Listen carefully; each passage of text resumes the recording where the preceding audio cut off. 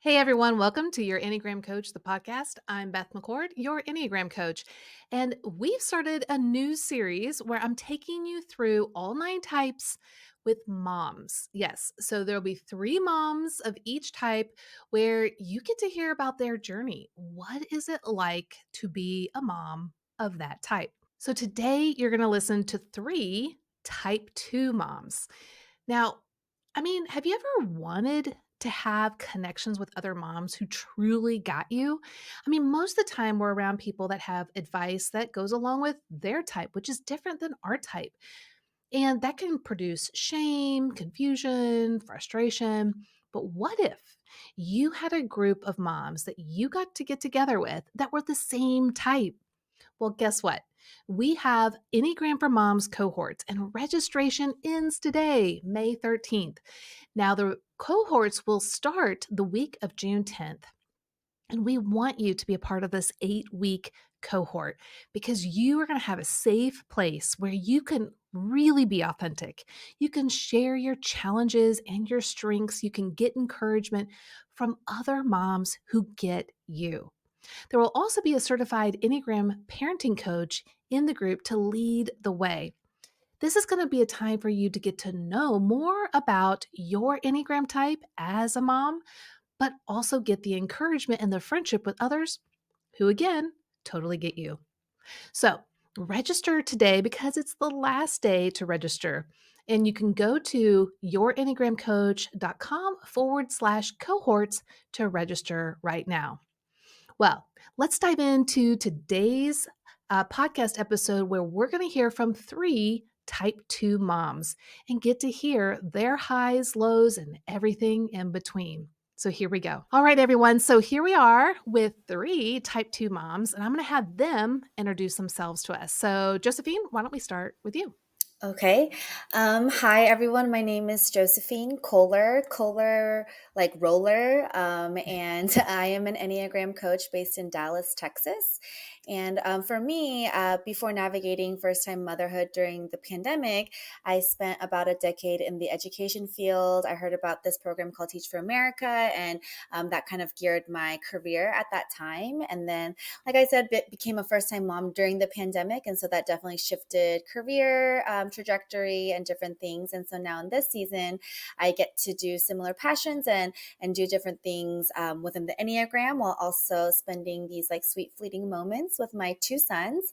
I have a son that is just turned 4 and then a son that is about 1.5. And I also host a podcast called Kohler Commentary, where I do also invite guests that are Korean American from my own background, where we get to talk about their stories, but I also implement the Enneagram into my questions. And so it really just bridges a gap for a lot of different things that we can talk through. And yeah, during my free time, I love to serve in my church. I like to play some sports, just create memories with community as a two, obviously. And that is me. Yeah, it's awesome. Okay, Amy, what about you? Hi, my name is Amy Spofford. I live in southeastern Pennsylvania with my husband and my 3 kids. They're age 2, 4, and 7. So I'm really kind of in it right now. By Yes. day, I'm a speech language pathologist. Of course, I can't talk. Um, That's perfect. working with the elderly population in a skilled nursing facility, but Mm. I'm kind of shifting a little bit. My true passion now has become postpartum education after having my 3 kids. And Right. so I help pregnant moms make the transition into postpartum by doing birth Mm. education and just teaching them like kind of the expectations of postpartum and Yeah, kind of trying to hold their hands through it to make it easier because all that's of us amazing. kind of go into it without any information and then we all struggle individually. But I love Right. the idea of us helping those that come after us so that we can give them an easier time. And in general, I just love learning about personality types. I love any personality framework. I love learning about myself. And I've really liked kind of recently deep diving personally just how the Enneagram could affect my parenting, especially since getting this opportunity. So I'm Yeah. excited. Oh, love that. Love that. It's just it's so fun hearing because I've, done lots of different types and then just hearing your all's heart and then knowing the type that you have, it's just like really fun to see how just the natural cadence of how God created you overflows. Okay, Olivia. So before Olivia, you get on, let me just let everyone know. So Olivia's husband got pulled away. And so she's like, but I have Walker, my baby. Is that okay? And I'm like, this is a podcast about moms. So yes, this is absolutely okay. But if you're listening and you hear a baby every once in a while, well, that's Walker. He's joining us today as well. So Olivia, why don't you tell us a little bit about you? Yes, thank you again for being so gracious and allowing Walker to hang out with us this evening. Yeah. um, so Walker is my second son. I have an older son, Sawyer, who just well, I say just turned 6, but that was back in October, so I guess not. It probably feels like it. I'm in that like baby postpartum phase of like time doesn't exist. So Yes. but yes, I have been married to my husband for 12 years. That we're high school sweethearts. He was in the Oh. military, and we lived in North Carolina for about 5 years, and then we moved back to Tennessee. That's where we currently live. And I was classically trained as a teacher. I taught for 4 years when we were in North Carolina. And then when we moved back, I got pregnant with Sawyer. So then I decided to just stay home and take care of the babies. So Sawyer is kindergarten, rising first grade. And Ah. the Enneagram, I think I've been introduced to the Enneagram about 3 years ago. I started doing some therapy work and sorry, Yeah, and you're fine. the Enneagram got brought up, and so I started learning about my type, and everything just clicked and made so much sense. And then I've been able to use that, within friendships. And I was a former wedding planner after I decided to teach, so I use that Yeah. working with clients and vendors, and so it's just been a really great tool just to use in parenting, relationships, and then professional relationships as well. Wow. Love that. That is so great. And we're loving having him here as well as, and hey, he likes it. He's like, hey, ladies, I'm here. Right. So that's really fun. Well, guys, this is going to be a really fun time because, there's a lot of type 2 moms out there, my daughter being one of them, who are new moms to this, or there's type 2 moms that don't even know they're a type 2 mom, or they've just learned they're a type 2 mom. They don't even know what this means, right? And they're going through one of the most challenging seasons of their life. They probably thought, it was going to be amazing, and they figured it out, and they created this perfect nest, and it's just going to be amazing. They're going to be an amazing mom because they're so good at caring for people. And all that's probably true to a point, and but then real motherhood hits, and it's so different than what you expected. And there's really good highs and there's lows, there's guilt, there's shame, there's everything in between. And that can just be really hard and daunting on all of us moms. And so, what I'd love to hear is what, let's start with the highs. Knowing that you're a type 2 mom, where do you see how you guys just the natural cadence of your type 2ness, the strengths of a type 2, how and when do those come out as a mom? And we'll just popcorn.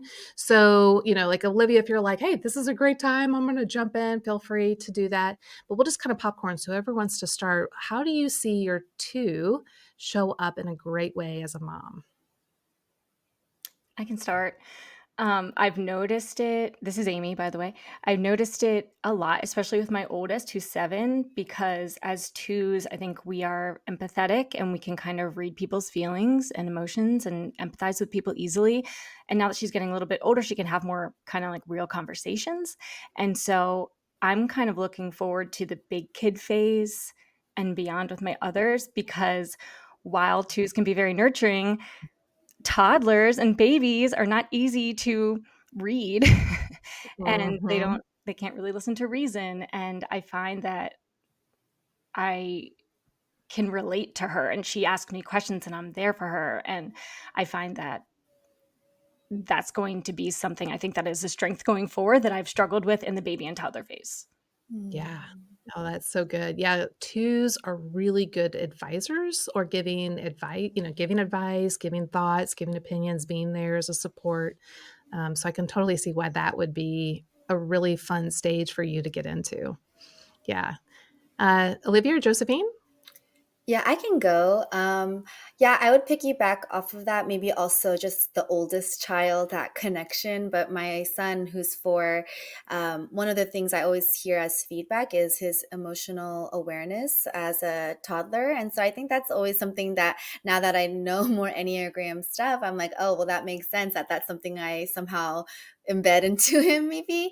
But there was one moment where, like, we've just been kind of settling here in Dallas, and finally, family has been good as well. And we had some friends over, and then after they left, my son was like Amma, which is mom in Korean. Like I have happy sad. I'm happy sad, which means like happy tears, like happiness Mm. that comes with some tears.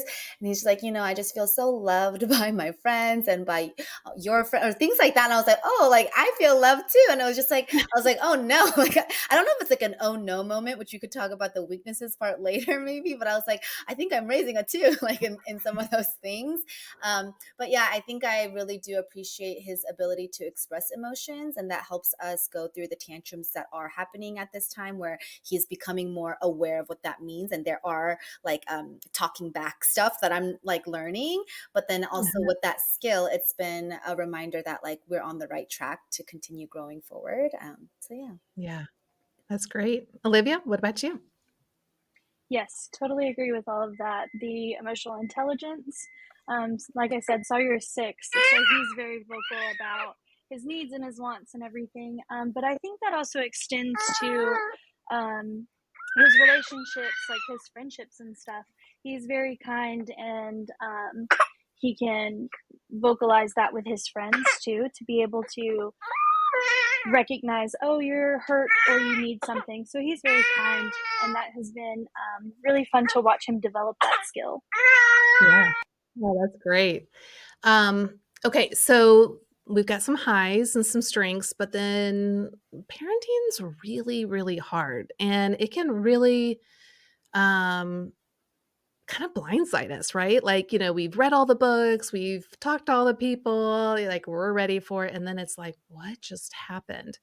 And a lot of like shame can come up, and in ways that are different for each of the 9 types. Like for one, I was talking to a type 8 mom, and where the shame came up for her is that, especially with a baby and a toddler, there's no control, right? I mean, like you can only do so much. And as a type 8, it's like, nope, I've got control. I know what I'm doing, and I'm assertive, but that doesn't always work when you're a mom. And so that feeling of shame, like, why can't I get this together? Why can't I, and it's just different for all the 9 types. And so I'd love to hear, how has being a mom been really hard and challenging in ways that maybe other people wouldn't have expected for a type 2, or maybe that you don't normally talk about with the everyday person, that you'd probably only talk with other type 2s that really get it?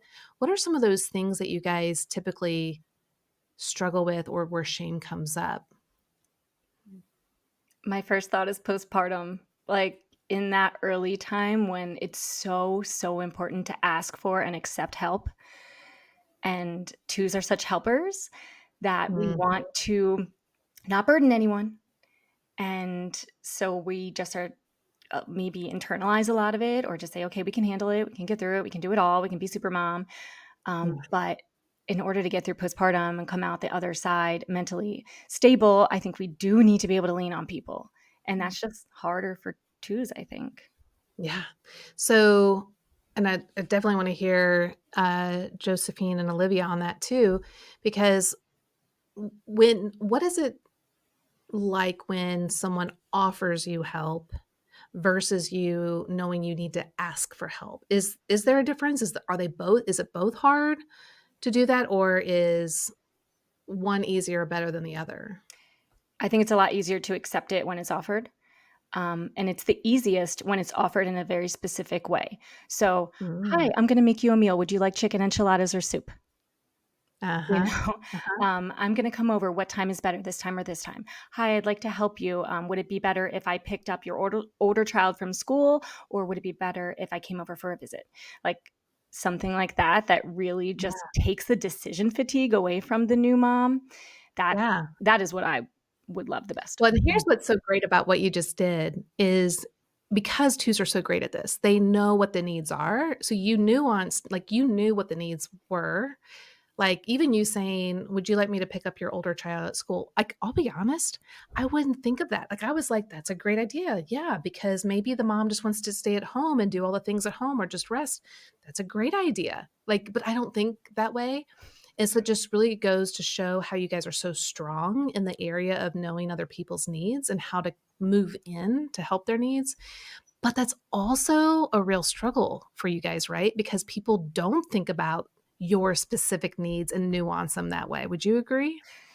Yes, and I would Mhm. say that a lot of people just say, "Let me know if there's anything I can do." Yes, And yes. it's like, I'm never And gonna do then that. you're like, I'm "I'm never a gonna 2. I'm I'm not never gonna gonna do just that. say." I'm probably not gonna reach out to you, you know? I mean, Yeah. unless Yeah. the people that I reached out to for help were my very close circle, Mhm. but, Yeah. you know. Yeah, Josephine, what about I you? Is definitely. that true? Oh, go no, Olivia, go for it. Sorry, I was just gonna say I definitely agree with Amy, and I realize myself being that person too. When I see other people that might need help, I do the same thing, Amy, where I'm like, "Would you like me to do this or this?" Um, but I would rather accept an offer of help rather than ask for help. I Mm, probably will never ask for help. yeah. Maybe to my husband, but not outside of that. Mhm. Yeah. No, I love this is such a helpful conversation because I'll be honest, us type 9s were like, "Hey, just let us know if you need anything." And we, generally mean that because we're not skilled in the knowing exactly what people actually need. We know that there is a need or that they're overwhelmed, but not always the nuance. Some nines do, and then some nines don't. So this is a really great discussion for me to go, oh, I need to be much more in tuned and proactive in listening to then give the suggestions. Hey, would you like this or this? Josephine, what about you? Well, to piggyback off of that topic, I would say that when I had my first son, it was during the pandemic. So asking for help Mhm. wasn't an option. And I think that Right. was my habit of like, can't ask for help, And so I think it was such an isolating time where you're already going to have a lot of anxiety and mental load, but I think I was just confused with how to navigate this time, and I couldn't even accept help because I had grandparents, right? And their lives were more important at that time. And so I think that did bleed into how I was going to approach my second child. But moving and like this time having a child not in the pandemic, it's like weird when I see just another mom friend and they can see my child at a young age. And that's like healing for me because I didn't like it was maybe a second or through a window or something, right? And so for me being a social too as well, like just being or like if they'll just come over for me, like that helps me get through a day more than doing it by myself because I think I can do certain things, but having that company actually really just Mhm. helped me. And so that alone has been a healing moment. I think in terms of your question about shame, I think for me, one of the first times I really felt that deeply as an identity as a mother was when I had to decide to send my first to daycare. And I think for me, because I had to quit during the pandemic, staying at home was an easy choice. But when I was thinking of my second child and I was realizing all the different mental health things that I went through with the first, my decision was to send him to daycare. And I know everyone else has their own time and own circumstance, but that is when I had this shame of like, I have to send this child almost away in my mind in order Mhm. to focus on my second. And, but I think while that was a shameful thought at first, that was actually the best thing for me, and where I like am someone who wants to love wholly and being able to express that with my first, because also with my second, because also with my second I couldn't do certain like breast milk type of things that I did with my first because the time is different, all these things. And so my first experience with shame was when I had two. And I think like that's still something I'm navigating, and not trying to compare what I did with my first with my second, and being okay with that is something I'm going through. And Yeah. hearing you guys also have multiples, I would be curious, and also like whatever that looks like. Mhm. Well, first, I wanna just say and we'll get to the question about self-care, but Mm, I love that you brought up because the the wounding childhood message or the interpreted childhood message for the type 2 is it's not okay to have your own right. needs and feelings, and so you know, you're recognizing, I have a need. I know what it was like with my first, and I have a need that I need to send my first to childcare so I can focus on my second to maintain my own well-being, which of course has the ripple effect into the family. So ultimately what you did was amazing, but also as a two who wants to be connected with their family and nurture, that's really, really hard. So I just want to commend you. Like, I know that at the moment it felt like shame. And I'm sure logically you're like, I know this is good and healthy, but the Yeah. feeling of shame rises. And you're going to, and the fact that you had to counteract that with truth, I'm Mhm. sure time and time again is exhausting. And I think it's really good for people to hear that because that's when we need, as a support group, to come in and be that person's cheerleader, Mm. and say, because yes, we ultimately have to do our own self work and self care, but it is exhausting. And so I hope that you had people that said, you're doing a great job. I know sending, him to school is really hard, but it's the right thing to do it. And you know that, and it's helping. But Yeah. what was that like if people did that? Or what would that be like if people cheered you on in that way? Yeah. Well, in regards to the childcare, I definitely had people affirm that, and I think that was helpful for me, having my lifelines see the journey I did go through with my first, and knowing how close you are, and validating that part of sadness. But then also seeing how my son has been growing, like social interaction is good, like all these like things you worry about and whatnot. I would say another example, and maybe that speaks to the two, but when I decided to quit the breast milk journey earlier with my second son than I had expected, that had a lot of shame.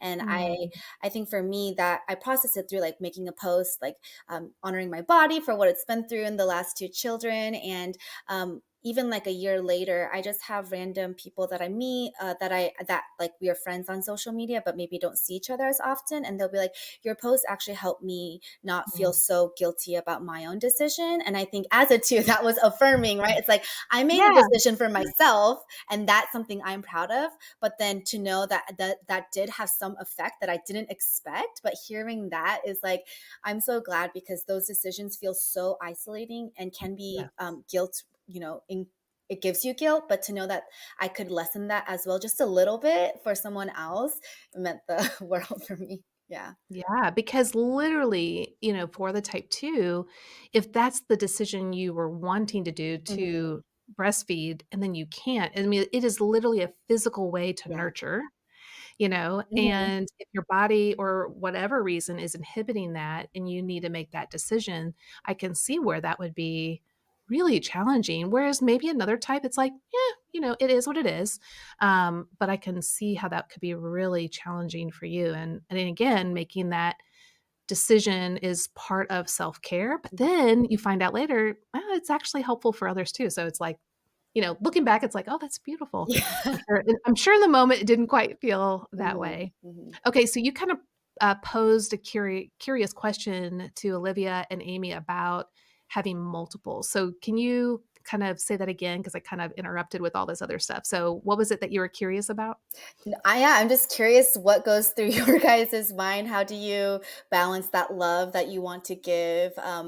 Maybe what was a moment where you've had to wrestle with that, and if you've come to the other side, because I think that's still something I'm going through. And once I send my youngest to childcare as well someday, I feel like then I'll have to rebalance love again. I don't know. Yeah, but I can go. So one thing that we do in our house is alternate nights for who puts each kid to bed. So I if I'm with the youngest, I'm with the oldest that same night, and then on the off nights I'm with the middle because the oldest and the youngest don't have the same bedtime. So, Mm. we know that at least every other night we're getting, 30 to 40 minutes of one-on-one time with each kid. That's helpful. I also think that my personal situation makes it a little bit easier because both of our jobs are flexible. Neither of us really travel for work. We're all home together by 5 p.m. every day. So we have a lot going in our favor to get some of that Mm. one-on-one time. And then we do have a lot of like local family and friends. So we get to spend a lot of quality time in that way. And I think, like, One question I have is when you have, because you have your first and you're like, your heart just like is, "Oh my gosh, 100% this one child," and now there's another child, and it's like, "Okay, how do I split my heart?" You know? That And of course, we all know that we God gives us a new abundance, but our attention, our physical body, all the things, it has to divide. It cannot give you can't physically give the same amount to having 2 kids or 4 or 9 kids. There is a lack of ability. So that must be hard for 2 because you're wanting to give the same love and nurture and attention to all the children, and yet you can't. So is that kind of what you were saying, Josephine, is Yes, like you said it cor yeah, yes, that way. Like, because 'cause I'm always used to 110, right? And then suddenly it's yeah, like, you can't, and you know it, but you can't, so it's still and then it's like, "What if they know I'm not giving them what I Mhm. used to give them?" And Right. yeah. So I think, oh, maybe I misinterpreted your question a little bit, but I guess the quality time is how I Yeah. make myself feel better about it. But I also think that my brain maybe doesn't, maybe the way that my two manifests isn't exactly the same, because I have a two friend who was seriously like, how am I going to have another baby? Because there's not going to be enough love, you know? Mhm. But I didn't necessarily feel that. I wonder if it's just because I grew up with siblings. I always wanted to give my kids siblings. So it was just kind of like, this is a gift. I am Mm. giving my first child this enormous gift of a sibling. So I didn't have that same struggle, but I do wonder what Olivia thinks.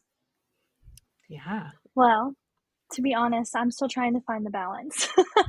um, I with Sawyer, he had colic and he was a very hands-on baby. It was a very difficult just transition in our life from Jay getting out of the military, moving back.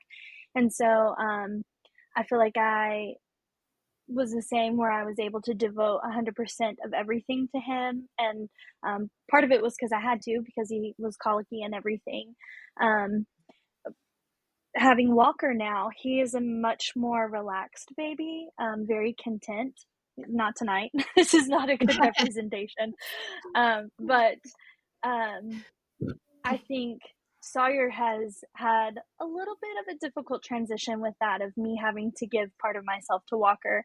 And so I constantly have been reaffirming him and, I love yous and quality time and whatnot. And talking through those feelings of like, well, Walker is a baby. He can't do anything. Like, I have to be there Mhm. for him to help feed him and change his diaper and give him a bath and everything. And you're a big boy now. Like, you are able to do some of those things on your own. So we're still trying to find the balance in that. But I Yeah. do love what you said, Josephine, about not comparing your first to your second, because I struggle with that sometimes of like, well, with Sawyer, I did this, and am I shortchanging Walker, or am I shortchanging Sawyer because I'm doing this, differently? Or so I do love that you said that. That just I need to write that on my wall. Don't compare the children to each other. Yeah, that's so true.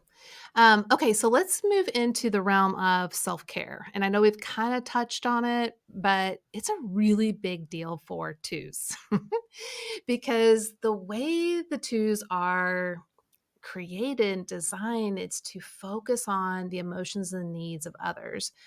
And that's a beautiful thing because you guys know what people's needs are. I mean, you have this superpower. You walk into a room and it's like you just know.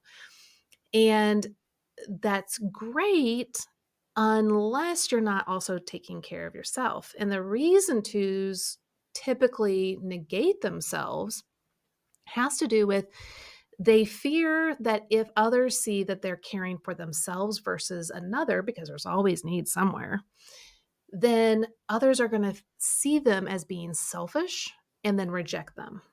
Um, and so it's really can be really challenging for the two to put themselves, quote unquote, first at times so that they can care for themselves to get the replenishment and rejuvenation and refreshment to then come back to whether it's motherhood, work, marriage, you name it, to be their best. And so, whenever a two is moving towards something that is beneficial to them, it can really feel like, uh oh, this feels really selfish. Other people are going to see it's selfish and they're not going to want me as a friend or as a mom or as a whatever. Talk about how hard self-care is and this constant drive to focus on others' needs and to suppress your own emotions and needs as well. I can go if So you want. hard. Yeah, No, go I know first. it's so hard. Everyone's Like, like, "Do I I really have to go there?" I feel like this is something that I've been trying to get better at because, and I think a couple things have helped me with this. One, having an incredibly supportive partner, and another, having an incredibly supportive and involved mother. So, my mother has been very encouraging for us to get away at times. It's even like for our 10-year anniversary, we went away for a week. We went to New Zealand for a week for a friend's wedding, a very important friend to us. And we would not have been able to do that without her, but she almost had to like convince me to let her watch the kids for a week because I felt so selfish doing it. And I was worried that my siblings and my friends or my relatives were going to think I was selfish for doing it, even though she offered and wanted to. But she Mhm. says, you have to take the trips. Like you can't, Yeah, you can't just neglect yourself this entire time that your kids are small. And if yeah. there's opportunities, your friends mean a lot to you, um, then you should take them if you're able, Mhm. and we we really appreciate that. And I do feel guilty, but I try to push that aside because it's no use getting time to yourself if you're going to spend the entire time beating yourself up, not letting yourself rest, not letting yourself enjoy it. Yeah. That's a waste. So we've gotten to practice that several times because of the family that we have, and my Mhm. siblings help watch the kids too. So that's been great, but I feel lazy and selfish a lot, and I have to talk myself down from it. Yeah. What about you, Josephine or Olivia? Um, yeah, you can go first if you have something. Um, I guess the first thing that I think of with self care is I've had to make a standing appointment to go get a pedicure every month.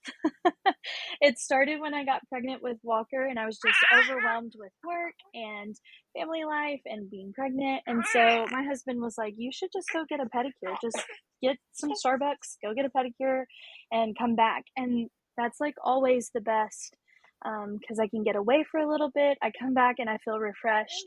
Um, so that just kind of has carried over, around the 15th of every month, I'm like, peace out, I'm going to get a pedicure. Yeah. But I will say there are some times where I realize my cup is getting empty, but I Mm. don't want to ask for the help or I don't want to, self care or whatever. And I get really frustrated. And I know my husband's not a mind reader, but I expect him to read my mind and be like, hey, your cup is empty. You need to refill it. So there are some times where I have to recognize and speak up for myself, and I'm not Yeah. perfect at it by any means, but I will realize, and my husband will get home, and I'll be like, I need to leave. I've got to go do something. I'll go to Target or Yeah. whatever, drive around for a little bit, pick up dinner, something just to get out of the house and kind of have that alone time to recharge. Um, but those are, I guess, the main things that I think that I do as far as self care is considered. But I'm not good at it. But I did have to put that boundary in place about monthly pedicure. So, Yeah. I think right. that's amazing. Like, that's hard to even put that on the calendar. I'll be honest, like, I've been working so much lately, I'm like, "Yeah, I need to put something on the calendar," so I totally get it. Yeah, it's really hard, especially at the stage of life that you're at. I mean, those kiddos need you, and so it's not like it's easy just to go, peace out, but, yeah, having it on the calendar, being intentional, that is really amazing, so kudos to you. Josephine, what's it Yeah. been like for you? I think self care looked like me investing in becoming an Enneagram coach. I think that was something I felt like I missed, like coaching or counseling as a teacher when I did college counseling. And I knew that part was a skill that I wanted to keep doing, even if my circumstance looked different. And so I think advocating for certain things like that, and also like a hobby of podcasting, right? But I think like Mhm. investing in equipment, stuff like that is like, that's money, that money. I'm not, like there's a lot of thoughts that can go into my mind. So I think Mhm. with those things, when I think about impact, then the self care can be a little bit more of a step I take forward. In terms of like my self care, I'm still, yeah, not good at that. Yeah. And an example of how I'm bad at that is like my husband really wanted to go to Japan from Korea. We went to Korea to visit my parents, and then he wanted to go to Japan for a week, but I couldn't go for like I was like, that's too much. And so he went first because I know he really needed that whole week, but I went for 3 days. But when we would share with our friends, and that was important because we needed a time of marriage reconnection. So that's what sent me there. Mm. But even when I would share that with people, like I had to somehow say like, yeah, he went for a week, and I not in like but I only went for 3 days, but almost like I think I did, like I don't know. And so I think even in Like, "Don't think bad of me. I only went for 3 right, days. right, I didn't take the whole." and like Yeah. the I forgot how much my husband snores because we kind of have to co-sleep our first still right now. And so like there was like, yeah, my sleep wasn't that great because like I forgot the other ones. I think like I have to remind myself it's okay to just do, and I don't have to make these excuses, and I'm still figuring that out transparently. I Yeah. don't have that in terms of like the physical needs. I'm still not good at that. Yeah, and it's a lifetime process. I Yeah. mean, it's kinda like us 9s, how long have I been doing the Enneagram? Since 2001. And if you were to ask me right now, "Beth, what is your desire for the next 5 years?" I'm gonna look at you like a deer in headlights, and it's gonna take me a while to get there because I'm a 9 and I have that internal fog. That is just the way it is. So I don't have to feel shame Hmm. about what is, but I also don't wanna just stay there, And so it's great to hear that you guys are taking steps, even if they feel at times like little ones, they are they are big because they're hard and all growth is hard. And so anytime we make a step in that direction, especially when we've got little kiddos and it's not easy, it is a big deal. And so really good job, guys. I know it's super hard. I know, yes, you have quote unquote a long ways to go, but we all do. Um, okay, so let's see. I Could I have jump in with, Yeah, I thought Amy just was like about to say. I was just thinking, this kind of supports the idea of how the Enneagram can really help us through these times, because if we understand why we are the way we are, then we're more likely to be able to do something about it. So I was thinking about how we go, twos tend to go towards eight, type eight and stress. And that can be good or bad depending on which parts of the eight we're embodying. And so I know about myself, if I'm feeling stressed and I'm feeling like I haven't gotten, any time for myself, or things are bubbling up, or if I'm overwhelmed, I'm more likely to yell at my children. I'm more likely to not be empathetic towards them, to be less patient or whatever. But that just kind of supports that idea that we do need to do things for ourselves, because it's actually not just for ourselves. It Hmm. is for the betterment of our families. And Mhm. if some people need that reframe almost for the permission Yeah. Yeah. to do Oh, it. absolutely. I think Yeah. reframing is essential, actually. It's not just a good idea. I think it's essential because your problem is not your problem. Your problem is your perspective on the problem. So, if I think, "Oh, well, I have to make everyone happy," then I'm gonna there's gonna be self-sabotage with that, Mhm. right? Because I cannot make everyone happy. I mean, you guys have more than 1 child, it's impossible. But I keep striving to do that. Well, that's my perspective, that is the default of the 9, but that's only hindering me. Mhm. And so I need to bring in the right perspective that hey, if everyone ends up being happy, that's amazing, but I don't, as a mom, have to make everyone happy in order to feel okay. Like, I just need to do what's healthy and good and right for everyone, and that's what makes me a really good mom. But I'll be honest, my whole body doesn't feel that way. My whole body is screaming something else and something different, but I have to also change my mindset. And so the same with you guys. It's absolutely essential that you realize taking care of yourself has a positive ripple effect on the lives of your family, your friends, your community. Um, and so, which actually is the very thing that the type 2 wants, right? Like you want to benefit others. And so, by actually blessing yourself with self care, you're actually Yeah. helping others. So, I love that you brought that up, Amy. That's really important. I did a panel with nines recently, and one of them was talking about how, oh, yeah, conflict is a muscle to practice, and I just never practiced it. And I was like, because even for me, marrying a nine, sometimes I welcome conflict, and that's like a different topic, but Yeah. I'm realizing like self care is a muscle I've never practiced, right? And I think even hearing Olivia, it's hard for you to do those pedicures, but now the 15th, it's a habit that you've had to muscle in. And so I think that's what I'm definitely taking in is like, even just to schedule it, even if I don't think I need it, but not waiting until that urgency is there, but almost that muscle practice is something I'm thinking Yeah. about right Like now. reps, right? Yeah, Like exactly. doing reps. Yeah. Right. So, Yeah, that's great. Okay, so as we wrap it up, there's gonna like I said, there's moms out there that are just finding out that they're type 2s, or they don't even know they're type 2s, but they're listening, they're going, "Oh my gosh, this sounds just like me. This is kinda scary. How do they know me?" How the Enneagram is. But then there's gonna be moms like my daughter who's a type 2 who has a 2-month-old.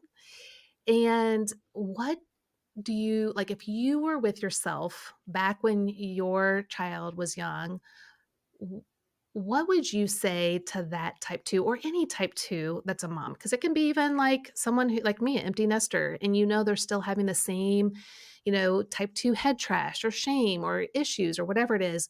What would you say to the type 2 to encourage them? I'll chime in because this is heavy on my heart. Mm, It's okay to ask for help. mm, I didn't ask for help with my first. Um, and like I was saying, it was a difficult transition with my husband getting out of the military, moving back. He had colic. I ended up having postpartum depression, and so I just kind of stayed in this my own little bubble of we're just going to chug through. And looking back, I realized not only was I hurting myself, but I was hurting, everybody around me. And um, so when I was pregnant with Walker, I was like, we're going to do things differently this time. mm, And I think um, I've done a better job this time around. mm, And I think that I, because I don't like asking for help at all. But when it comes to like parenting mom stuff, I'm more okay with asking for help because of what I suffered through with Sawyer. And I don't want anybody to have to go through that. So if there are people out there struggling, which I'm sure there are, um, postpartum, colic, all the things, just being overwhelmed, having two kids or more kids mm. or one kid, whatever, it is okay to ask for help. And I wish somebody would have told me that sooner or made it more of a point to relay that, I guess. Yeah, and I'll just chime in there just because I can think of one mom in particular who is a type 2 and she's an empty nester now, but she said it was so hard becoming an empty nester as a type 2 because her whole and a lot of moms, their whole life is wrapped up in, their children, but for the 2 it's really about that connection piece. And here they go, they fly out of the nest and it's like, where's my identity now? And will I have connection? Do they appreciate, what I've given to there's just so many things that, and then of course, then you want to like insert yourself, but now they're adults. So I'm just saying, even I'm just chiming in for those moms out there that have older kids and you're fearing empty nesting or you are an empty nester as a type 2, ask for help too. It may look totally different, the kind of help that you need, but just having other like moms to cheer you on, to validate you is so important as well. Josephine or Amy, what about you? What would you say? I can go. if you have something. So I could speak to probably both moms, like moms that are coming towards the empty nester and moms that are in the very beginning. In the very beginning, my best advice is to talk about it ahead of time if possible, or if you've already had your baby, as now, especially with your partner, like, because I know it is hard to reach out to other people for help, but if you talk to the people that are closest to you about your needs and it's open lines of communication there, then they can actually help you ask others for help. Like, one thing that I tell pregnant moms to do is to delegate the task of setting up a meal train for you for postpartum. So it's like your best friend or your sister will kind of contact your inner circle for you and say, Mhm. okay, we're going to create a schedule. You're going to bring a meal over this day. You're going to bring a meal over this day. And if the new mom is ready for visitors and wants them, that's great. If not, the meal can be left on the doorstep. But kind of doing that preparation can set yourself up for such success. Yeah. And kind of going back to the trips that my husband and I have been taking, our friends mean a lot to us. We are very Mm, social. I'm an extrovert, and mm, maintaining and cultivating our friendships is extremely important to us. And so as we raise our kids and as they get to that empty nest phase, like, we don't want to be empty nesters and then go, who do we have if we're not parents? Like, we really mm, try to um, foster our own interests in addition mhm. to being parents and not just throw our whole identity into that, because there will be a time where you're going to be an empty nester. So Yep. this is another reason to take care of yourself now and foster your own interest and your own friendships so that you're not feeling that like crazy identity crisis in the end of that time, just like we kind of feel an identity crisis in the very beginning as well. Mhm. Yes, that is so true. It's absolutely true, and it feels like when you're in it, like the kids will never grow up. Like, they're never gonna leave, you know? But they do, and it actually happens way faster than you realize, not in the moment, but then later you're like, "Whoa, wait, what just happened?" So, yes, I totally agree. Don't waste the time. Foster those connections, with your friends, but also your spouse, and then that has a ripple effect also for your kids as well. Josephine, what about you? Yeah, I think I would just emphasize the identity part of like knowing where your identity comes from. I think it's so natural for us to walk into this mother identity because it is natural for us. And I think at times when it's good, like I feel that this is where I'm supposed to be. And this is such a gift from God. But also at the same time, when things are hard, that can get questioned if my identity is not rooted where it needs to be. And so I Mm, think just like, practicing that. I also think just being okay if you don't enjoy parts of being a mom. And I think you don't yeah. have to like get feel shame by yourself if like you don't enjoy the late night feeds. And I remember one time I decided, well, if I'm not going to be able to give my baby the same type of like breastfeeding experience, like I'm going to make a stash, I'm going to like like do as much as I can. And then none of it was taken, right? Like it was like the Mhm. lipase thing, if someone is going through that, right? Like, but my older son took it, so I thought, oh, it's like I even tested it before, but I think when I saw that stash, I would look at like, oh, failure, like waste of Mhm. time, waste of mental health, like because that's like at the all these things. But I think like at the end of the day, like I think that your feelings are validated. God is with you in those really dark times where like no one might understand, but that just feels like the lowest time you can be in. And then also there is an end to that tunnel, and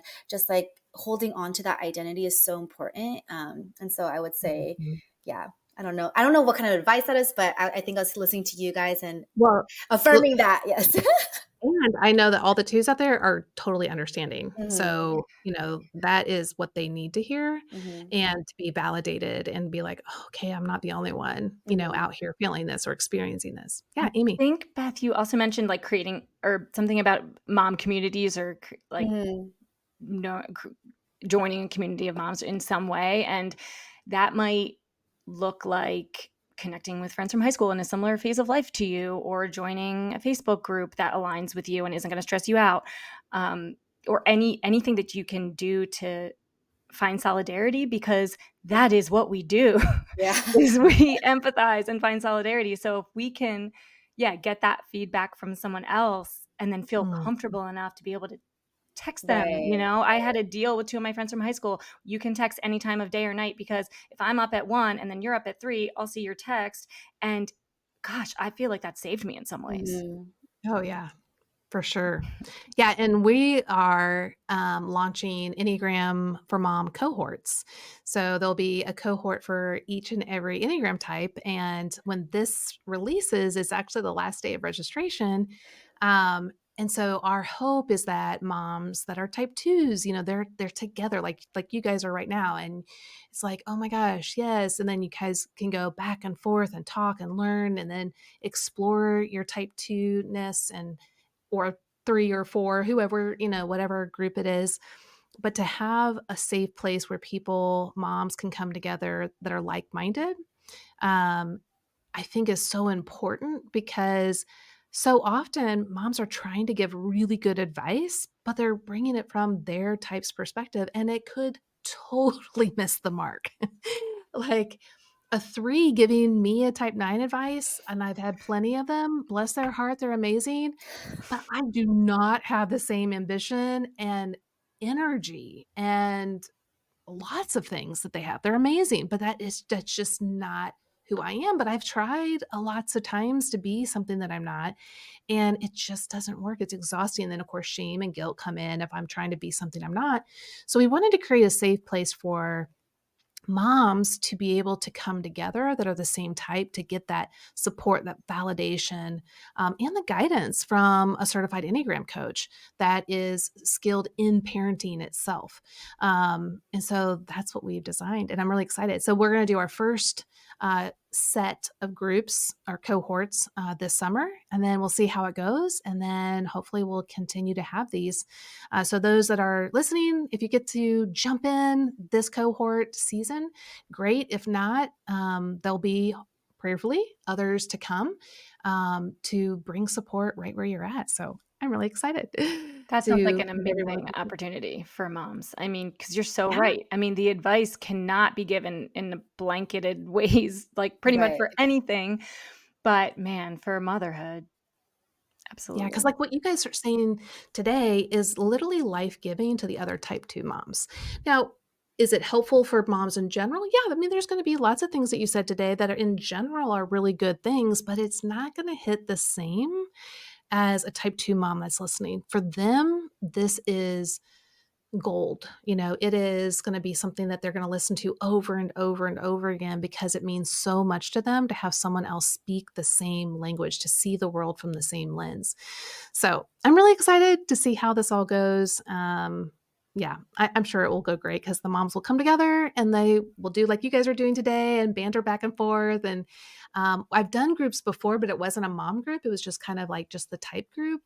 And they tend to stay in their groups for a long period of time because, like we'll have like a Facebook group and they'll continue that relationship because they get each other and they develop deep friendships and understanding. So I'm really excited. Well, guys, thanks so much for just being with me today. Thank you, Walker, for being here. You guys are really amazing. The gifts that you bring as a type 2 mom are incredible. Um, God created you to be a 2 for all the different types of kids that you do have. You're made just the way He designed you to be. So thank you for being you, but also showing up today. I really appreciate it. Thank Thanks, you guys. so much for having Thank me. you. Yes. Yeah. All Thank right. you. Bye. Bye. Bye. Bye. Wow. I am so glad that you were here today to listen to these amazing type 2 moms. And I hope that you really got to understand the viewpoint of a type 2. Being a mom is really challenging, but I think it's really important for all of us to see how it's challenging for the different types, but also what do we bring that's incredible. Well, I think today you found that out with our type 2 moms. They were amazing. But don't you want a supportive community like that? Moms who truly get you, where you can be authentic and real? Well, join our Enneagram for Moms cohorts. Today is the last day to register, May 13th, and there's only 25 spots for each group. So you don't want to miss out. Go to yourenneagramcoach.com/cohorts to get a spot today. But also, don't forget that my new book, Enneagram for Moms, releases July 9th, but you can pre order it now. And the reason you'd want to do that is because you'll get exclusive bonuses by getting your book. So get your Enneagram for Moms book today and get your exclusive bonuses at yourenneagramcoach.com/pre-order. All right, guys, I can't wait to meet you in the cohorts this summer, but you got to sign up right now at yourenneagramcoach.com/cohorts. I'll see you then. And next week, we'll get to hear 3 type 3 moms. Yep, you get to hear from the type 3s. Can't wait. See you there.